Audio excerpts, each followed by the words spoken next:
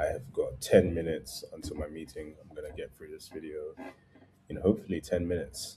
So, this video, I'm discussing going through immigration.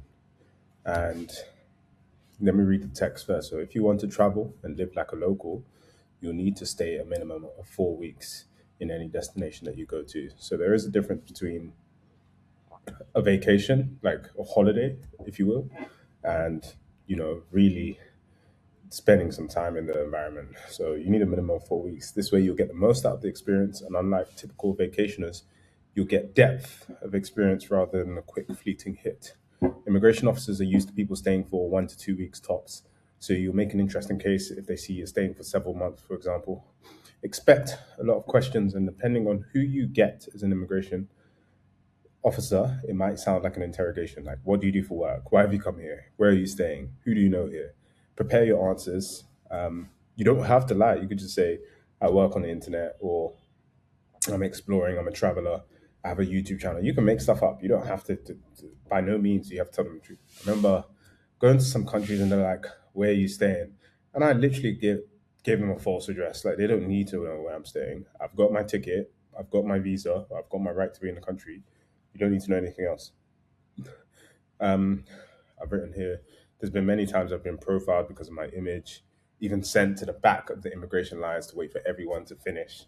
They simply just don't understand what I'd be doing in a country not knowing anyone. So you kind of have to expect that people will be, and to be honest, sometimes I could sense envy and jealousy. Like, I had people say, oh, you're in your 20s, what are you doing? You're too young to be traveling. I'm like, what are you talking about? I could be anywhere I want to be.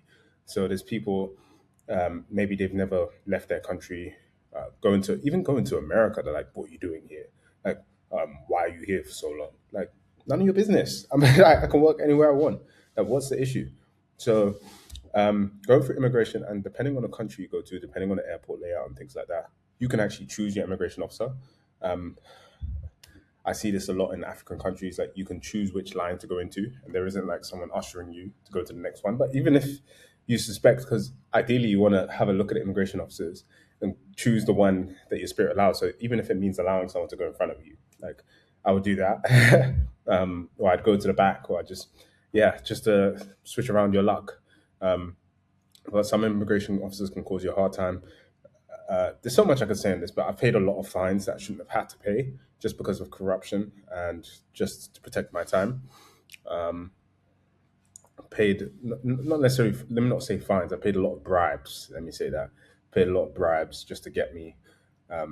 Especially if my. I don't recommend this. Like, I do recommend doing everything legally and not overstaying your visa. But I've overstayed visas numerous times, and I just recommend carrying dollars. Like, if you're in the US, just carry 20, like $220 around. Because if you give that out in a different country, it's going to be valuable. Pounds, carry pounds. I've got away with fines that could have been heftier just because I dashed around a £5 or $10 note or $20 note. Yeah, but I don't recommend it. I paid hefty fines for overstaying visas in certain countries, but in my opinion, like, it's cheap. The fines that I'm paying is cheaper than the flight ticket, so I don't really care.